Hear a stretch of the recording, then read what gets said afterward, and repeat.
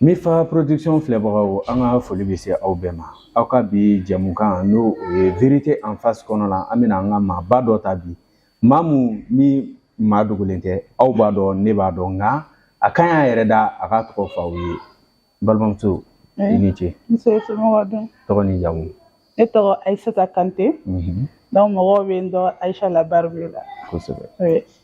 Ayisa an ser'i ma bi. An ka émission na a bɛ ko tiɲɛ de bɔ k'a da kɛnɛ kan. I ka kuma kelen don ka fan bɛɛ minɛ. Bi anw bɛ fɛ k'a dɔn Ayisa yɛrɛ ye jɔn ye? Ok. Comme i yɛrɛ bɔra k'a fɔ, n bɔra ka n tɔgɔ fɔ sisan, je me nomme Ayisata Kante. J'ai 29 ans, je suis agent de santé, en même temps commerçante. Voilà. Ayisa, e bɛ jate muso cɛsirilenw fɛ. Muso minnu n'u sigi k'u bolo da u sen kan. I ka baaraw la i bɛ se ka dɔɔni fɔ an ye parce que n b'i ka baara caman dɔn. Fɛn min ye fini dilan b'a la. N nana bɔ élevage fɛnɛ kalama. An bɛ fɔlɔ fini dilanko la. I ka fini dilan a nana cogo di? Bon, n ka fini dilan ma na fɛn wɛrɛ la parce que an bɛ fini dilan in na ça vaut peut-être 4 ans maintenant. Voilà, parce que n tun bɛ baara la. Après n nana contrat banna n nana maintenant n ye n ka vente en ligne sigi. Kosɛbɛ. Voilà, donc Mali baarako c'était pas stable. Voilà, sinon n yɛrɛ dɔgɔtɔrɔya de kalan kɛ. An ye fɛn caman k'o la. Et maintenant alhamdulilayi n ye n ka vente en ligne fana sigi ni mɔgɔw bɛ n dɔn Ayisa Tendance la. Ayisa Tendance nin kɔnɔna la an bɛ fɛn caman kɛ. C'est uniquement la vente en ligne. Pour faciliter la vente en ligne, on nous sert au fer. Qui sont à l'extérieur et à l'intérieur du pays parce que si ça arnaque wara la n'o ko arnaque wara la fɛn bɛɛ bɛ arnaque in kɔnɔna la vente en ligne yɛrɛ ma nɔgɔn hali anw yɛrɛ bolo a ma nɔgɔn. Voilà, an bɛ finiw de feere bazin i n'a fɔ bazin minnu bɛ dilan Mali la yan an b'olu de feere en même temps an bɛ brodeau feere an bɛ cɛfiniw fana dilan. Voilà, n bɛ fɛn caman kɛ i yɛrɛ. Tout à fait i n'a fɔ i y'a fɔ cogo min na fini dilan o kɔfɛ n'i ye remarque wɛrɛ kɛ i bɛ élevage fɛnɛ kɛ. I y'o fɛnɛ sɔrɔ cogo di? Bon nin fɛn ninnu filɛ nin ye dɔgɔtɔrɔya kɛli kɔ bɔlen a la nin ko ninnu ka di ne yɛrɛ ye. Voilà, élevage ka di ne ye i n'a fɔ commerce yɛrɛ ka di ne ye k'a kɛ i bɛ to baara la i bɛ commerce kɛ i bɛ se k'a bɛɛ kɛ ɲɔgɔn fɛ. Tout à fait. Voilà, dantanfɛn mara ninnu olu ka di ne ye kosɛbɛ parce que ni a yɛrɛ n ka plaisir de don quoi. Kosɛbɛ. Voilà, donc comme kunun e y'a ye n ka statut sanfɛ ko n bɛ sagaw feere donc a balila mɔgɔ caman la. Voilà, a balila mɔgɔ caman la. Tout à fait. Ayisa i ka courage a ye bɛɛ dabali ban.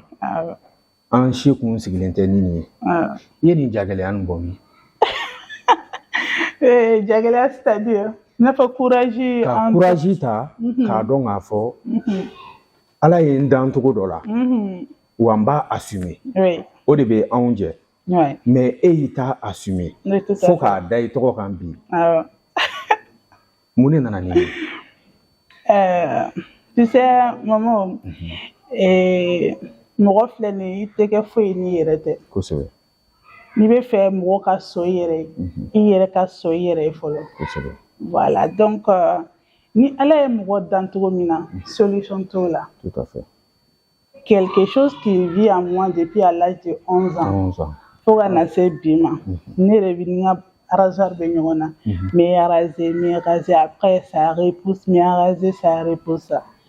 Certaines personnes me disent que Aïcha pourquoi tu ye besoin créer besoin banna mais i bongo se nin bɔ yen besoin ko tɛ. Besoin nana Aïcha n'a ka bongo si sɔrɔ. Besoin bɛ taa ka Aïcha n'a ka bongo si sɔrɔ. Donc fɛn min de don Ala de y'a da mɔgɔ ka dan fɛn tɛ. Donc ni Aïcha yɛrɛ dara a yɛrɛ la k'a yɛrɛ accepter tel qu'elle est, moi je pense que o man kɛ problème ba ye mɔgɔnifin tɔw bolo. Tout à fait. C'est vrai Aïcha kanubagaw ka ca ani minnu yɛrɛ tɛ Aïcha fɛ olu fana ka ca. Bon bɛɛ tɛ se ka kɛ bɛɛ fɛ bɛɛ tɛ komi bɛɛ yɛrɛ fana. Voilà, donc ni i ye nin courage sɔrɔ Momo n dalen don Ala la ka bongo si accepter n bɛ cogo min na. Voilà. En même temps, il y a du temps de fana mɔgɔ caman donna ne ka bamuso bilalen. Mɔgɔ caman de nana ne fɛ yen k'a n wele dɔw yɛrɛ bɛ kasi. Aïcha courage min b'e la est-ce que ne tɛ se ka nin ɲɔgɔn na kɛ parce que ne tɔɔrɔlen don dɔw ka furu yɛrɛ sara nin ko nin fɛ ko parce que ko bamuso b'o la.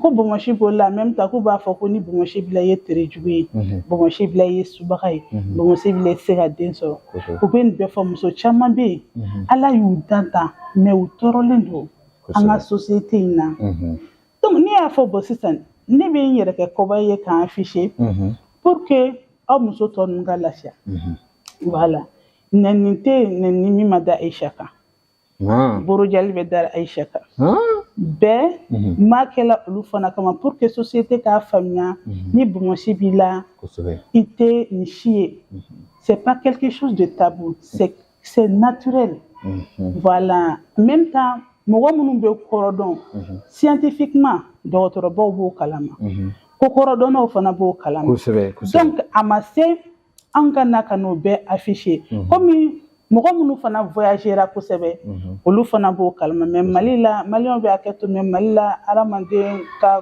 dɔnniya ka dɔgɔ dɔɔni sinon i b'a ye Congo ni jamana wɛrɛw kan muso bamusitigiw bɛ yen disisitigiw bɛ yen kuma ninnu tɛ fɛ u t'u sigi ka nin fɛn ta mais pourquoi Mali la o ko de bɛ ta ka kɛ tabu ye fo muso dɔw bɛ yen dépression b'u la u stresselen don n'u bɛ bɔ fo ka hijabu ta ka bɔ donc ni nana ka o ko in de wuli ka bɔ yen an b'an yɛrɛ da Ala de y'an da cɛ dɔw bɛ bamuso t'olu la olu b'a ɲini ka dɛsɛ u t'a sɔrɔ donc munna Ala y'a da an musow ma an musolakaw yɛrɛ an mago tɛ bamuso la cɛ na an mago t'a la dɛ mais ni Ala y'a di mɔgɔ min ma i b'a minɛ ni barika ye parce que nin bɛɛ bɛ Ala ka masaya de yira voilà donc hakilinaw ko mɔgɔw ka faamuyali kɛcogo tɛ kelen Aïcha ka di dɔw ye Aïcha man di dɔw ye c'est comme ça Aïcha ni kuma diyara n ye kosɛbɛ i n'a fɔ Mali ye kokɔrɔ jamana ye an ka kokɔrɔw b'a yira k'a fɔ nin bɛ muso minnu na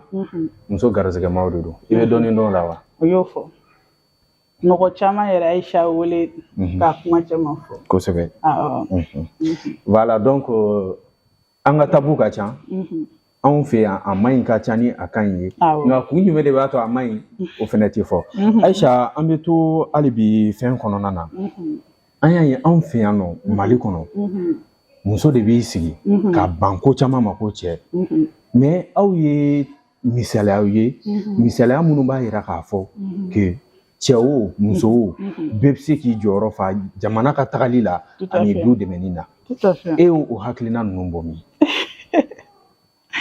tu sais Momo n'i y'a mɛn cɛ n'i y'a mɛn muso an bɛ ɲɔgɔn dafa de voilà donc k'a fɔ ko miliyɔn bɛ cɛ bolo muso kana fɛn kɛ moi je pense que o t'o ye min bɛ se min na e k'o kɛ n'a y'o kɛ aw ka couple yɛrɛ bɛ taa ɲɔgɔn ye cɛ ka kan ka devoir dɔn envers sa famille envers sa femme cɛ ka devoir cɛ yɛrɛ b'o dɔn muso fana ka devoir ye min ye an kan k'o fana dɔn a bɛ fɔ ko furu mana sigi bɛɛ k'a ka devoir dɔn envers l'un et l'autre c'est très très important tuma dɔ la i bɛ cɛ ye position man ɲi toi qui te bats e yɛrɛ min ye muso ye e bɛ baara la là tu peux aider ton mari ça c'est normal parce que i bɛ baara de la bon n'i ye nin fɔ muso dɔw bɛ dimi ko cɛ de kan ka nin kɛ tan nin kɛ tan nin kɛ tan cɛ ka o kan u b'a fɔ ala ni islam ko cɛ kan ka baara kɛ ko muso yɛrɛ man ka bɔ muso man ka baara kɛ mais sisan kow cayara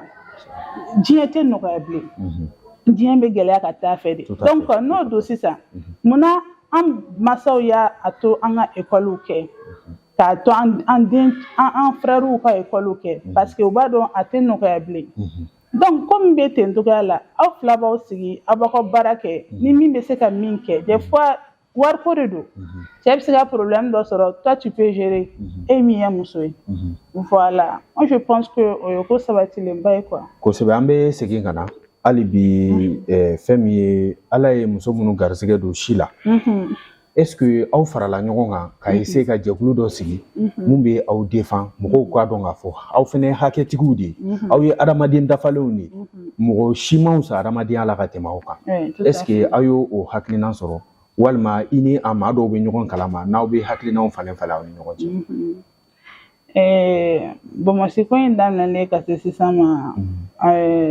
e bɛ Mali dɔn Mali ko ka ca en même temps an yɛrɛ damaw yɛrɛ tɛ ɲɔgɔn fɛ kosɛbɛ o y'a ko belebeleba ye n'i y'a ta ka jateminɛ sur TikTok maintenant i b'a ye ne ka bɔli kɔfɛ i bɛ muso caman bɛ ka afficher sisan voilà o courage donna u la u yɛrɛ bɛ k'u afficher dɔw ta tɛ Bamakɔ dɔ ye dɔw ta ye disi ye dɔw yɛrɛ bɛ olu kan yɛrɛ kumakan bɛ komi ko cɛ kumakan tout à fait hali cɛ dɔw yɛrɛ bɛ sin b'olu la awɔ effectivement bi n'a dacogo de don ala yɔrɔ an ye nin association ko bɛ sen na association ko c'est pas facile voilà a ma nɔgɔn en même temps mɔgɔ caman bɛ yen an yɛrɛ ka groupe sigilen don o groupe WhatsApp bɛ yen à chaque fois an bɛ mɔgɔ kuraw intégrer a kan voilà juste après an bɛ a ko kan an bɛ ɲɔgɔn sigi ka ɲɔgɔn hakilina ɲininkali kɛ voilà kow bɛ ta cogo min na mɔgɔ wɛrɛw fana bɛ yen bon alhamdulilah an balimakɛ dɔw bɛ yen olu fana bɛ k'an appuyer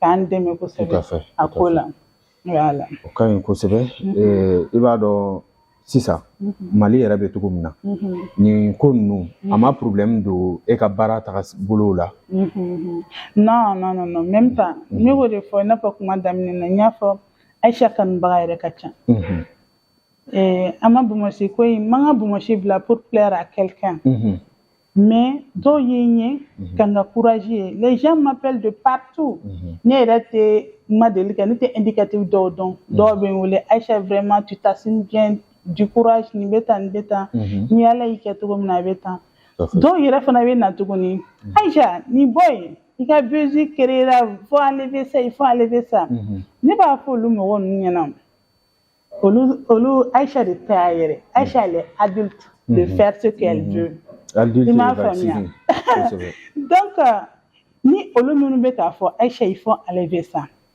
ne bɛna question dɔ poser o kunna ni ne y'a enlever o est-ce que a tɛna bɔ tuguni wa n'a tɛna bɔ tuguni olu k'o fɔ ne ɲɛna de deux min b'a to a tɛna bɔ tuguni yɛrɛ fiyewu u ka solution ɲini o la olu yɛrɛ de b'a solution ɲini k'a fɔ ne ɲɛna tout à fait n'a kɛra wariko dɔw bɛ k'a fɔ il faut faire laser laser c'est coûteux donc u ka prise en charge ta olu min bɛ k'o fɔ minnu fana bɛ k'a fɔ tuguni Aïcha en islam c'est pas comme ça il faut pas te comporter comme un homme Aïcha n'est pas un homme Aïcha est une vraie femme ni cɛ tɛ n t'a ɲini ka kɛ cɛ ye ne ye muso de e y'a dafalen donc n ka musoya rôle n m'o ɲɛnama dɔn minnu b'a fɔ ko Aïcha nin bɔ en islam c'est pas comme ça ne ma n comparer cɛ la m'an Bamakɔ bila ka kɛ cɛ ye donc minnu bɛ k'o fɔ olu yɛrɛ fana tɛ réfléchir en direct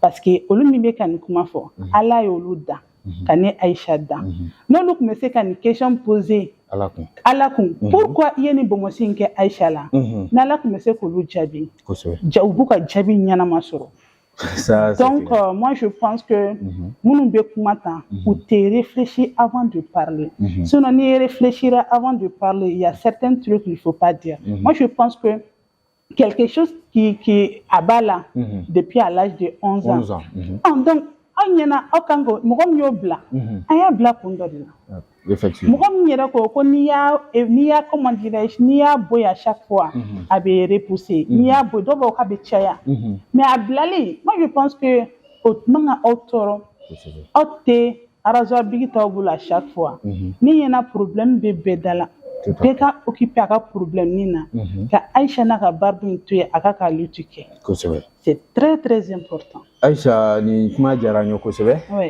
an lamɛnbagaw caman an'an filɛlibagaw caman u caman fɛnɛ ye faamuya sɔrɔ bi Aïcha jamana nin yɛrɛ bɛ cogo min na e ka jate la maliyɛn an kan ka mun de kɛ pour que an bɛ se ka lafiya dɔɔni sɔrɔ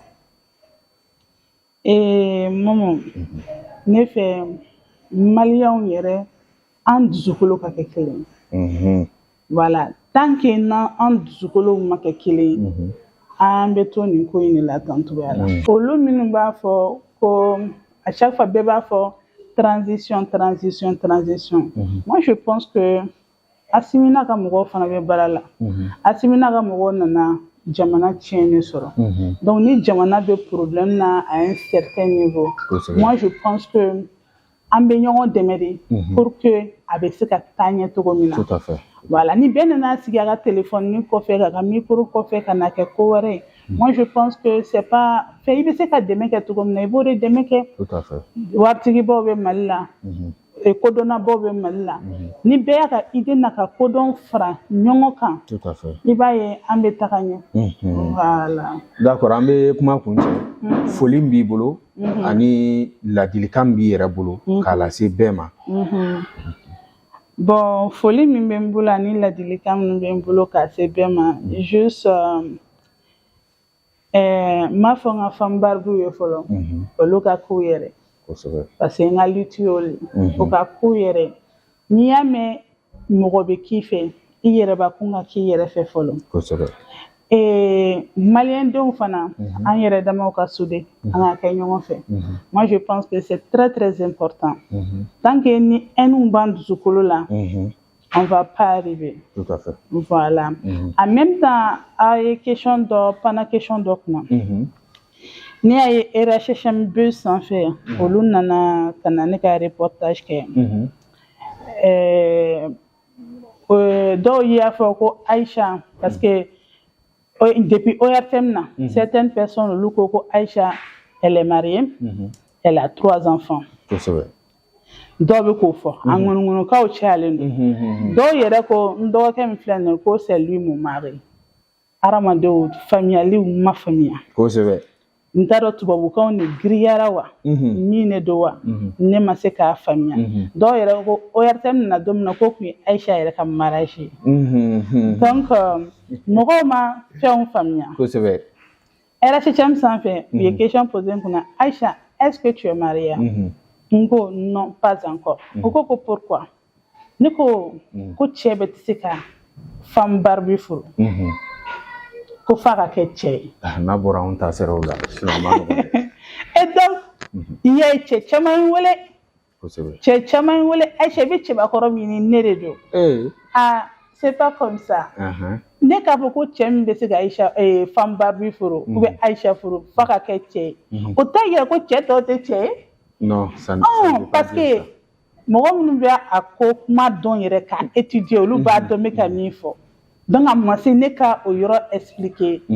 Cɛbakɔrɔ yɛrɛ de bɛ se ka Aïcha furu. Kosɛbɛ. Cɛbakɔrɔ yɛrɛ bɛ se ka femme barbu furu, a ko ka ca. O ye tiɲɛ ye. N'i y'o k'a ko ka ca, e mɔgɔ e bɛ se ka dɔ dɔn a ko la. N bɛ caman dɔn a la. Donc o kana bila k'a fɔ ko Aïcha bɛ cɛ ɲini na, Aïcha tɛ cɛ ɲini na dɛ. Voilà. Mɔgɔ caman weleli kɛ ko Aïcha tɛ cɛ ɲini na. Mais Aïcha ma furu fɔlɔ, mais Aïcha furukɛ, Ala de bɛ ne ka furu wagati dɔn. Kosɛbɛ. Ne bɛ so yan. Furutanya tɛ, cɛko tɛ. Ne ka ko ni sisan cɛ minnu bɔra n nɔfɛ k'u bɛ Aïcha furu, a ka ca ni ba n'a si ye. Kosɛbɛ. Waritigibaw b'o la, a sugu bɛɛ b'a la. Tout à fait. Donc n m'a fɔ n bɛ karisa furu ani ka se k'a furu, o ye ko fila ye. O ye réalité wɛrɛ ye. Voilà. K'a fɔ n b'a furu da la ani ka se k'a kɛ. E mɔgɔ min bɛ se k'o kɛ e ye cɛbakɔrɔ yɛrɛ ye. Voilà. Donc a kuma ka ca. Donc k'a fɔ ko tɔw tɛ cɛ ye, o tɛ dɛ. Cɛw bɛ yen. Voilà. Mais a ko n'a kɛcogo de don. Tout à fait, tout à fait. Cɛ caman bɛ Aïcha nɔfɛ furuko yɛrɛ la. Cɛ caman bɛ fɛ ka Aïcha furu. Aïcha filɛ ne ye muso de ye. Dɔw yɛrɛ b'a fɔ Aïcha n y'i wele mais n kun sirannen don n ye dɛ. Ko kun sirannen don n ye. Ka siran ne ye o tuma ne ye mun mɔgɔ sugu ye k'u ko ko an ka farin. Non, hali ni Aïcha sigilen i b'a dɔn Aïcha ma farin. Ayi, i ma farin. Voilà. Donc avant que i ka idéw ta, moi je pense que il faut approcher la personne. La personne, oui. K'a tigi hakilinata dɔn, a n'a tigi ka idée dɔn. Aïcha, je suis une femme de principe. Pas une femme méchante ou bien muso min ka farin la. A bɛ se ka kɛ muso barbu tɔw olu n'u ka système don, olu ka farin, olu kɛcogo ye. Bɛɛ ni kɛcogo don. Mais ne ma farin. Voilà, n man jugu fana, wa n tɛ k'an ban k'a furu fana. Voilà, Ala de bɛ mɔgɔ cɛ dɔn. I cɛ ye mɔgɔ min o de don. Cɛko tanya fana tɛ. Cɛ caman bɛ Aïcha nɔfɛ, mais min de bɛ se ka furu kɛ, o Ala de b'o tigi dɔn. Ala de b'o dɔn. Voilà, c'est pas dɔw yɛrɛ ko ko Aïcha n'a ni mi bomosi in bɛ bɛ mɛka sɔrɔ ma furu dɛ ne ko e y'i ta fɔ ala ma ta fɔ donc o ye ka hakilina de voilà ne ka bomosi tɛ ne ko y'o fɔ ni ale e momo yɛrɛ Alisi ta fitiri bɛ se k'i to Alisi kɛli la mɔgɔ minnu bɛ Aïcha nɔfɛ furu ko la voilà fitiri bɛ se k'i to a ko la donc tiɲɛ yɛrɛ la bɛɛ n'a ka plaisir de don cɛ gana tɛ wa ye nka an tɛ fasalen fɛ dɛ ni ala cɛ bɛɛ n'a ka plaisir de don kosɛbɛ Aïcha ka di dɔw ye ka tɛmɛ solution t'o la yɛrɛ kosɛbɛ voilà donc olu b'u ta de fɔ ne yɛrɛ man di olu ye donc olu bɛ k'u hakilina ta de fɔ u k'a bila n'olu minnu tun bɛ Aïcha place la n'u tun ye den dɔ sɔrɔ a cɛ fara a muso kan qui est une femme barbue ne ko olu bɛna ba u den la k'u den rejeter wa jamais voilà k'u den parce que musow filɛ nin muso minnu bɛ ŋanaŋanakan fɔ la moi je pense que olu ma tila wolo la dɔw taara olu bɛ se ka den sɔrɔ denmuso sɔrɔ bomosi bɛ na bɔ denmuso min na maintenant n'olu y'o sɔrɔ sisan olu k'u sigi u k'a sigi k'a miiri ne ka den filɛ nin bomosi b'a la a b'a yɛrɛ araser à chaque fois olu tɛ se k'u bila ne bamuso place la olu kan k'o lajɛ u b'u den rejeter wa u t'a rejeter bon dɔw filɛ nin hakiliw ka dɔgɔ cɛ minnu fana bɛ nin fɔ est ce que u b'u den fili kɔ wa est ce que u ye u den ni arasoir bɛ ɲɔgɔn bolo ani tondeuse bɛ ɲɔgɔn bolo a bɛ furakisɛ kunun na u b'u si k'o la donc hadamadenw filɛ nin moi je pense que an ka sabali an ka ɲɔgɔn mako to an ka ɲɔgɔn to yen kosɛbɛ c'est très important voilà i n'a fɔ jɛmukan nin tɔgɔ ye mun ye vérité en face o tɛ dɔwɛrɛ ka tiɲɛ bɔ k'a da kɛnɛ kan bɛɛ ɲɛna bɛɛ k'a ye an bɛɛ bɔra ka Aïcha ka kumaw lamɛn wa u bɛ kuma dɔ fana fɔ ko maa mun ma ba tigɛ o tigi man kan ka a leru bɔ maa la maa min bɛ ka to ji la Aïcha ka kuma laban bɛ kuma o kan adamaden bɛɛ ni dancogo don bɛɛ n'i ka kow minɛcogo don ni ala ye fɛn min kɛ jɔn garisɛgɛ ye i bɛ taga n'o sira de ye an bɛ foli di aw bɛɛ ma n dalen don a la wagati wɛrɛ ko wɛrɛw bɛ nin kɔfɛ ni ne kun ye aw garisɛgɛ ye bi Aïcha ka ko la aw k'an bɛn wagati wɛrɛ ni ala sɔnna a ma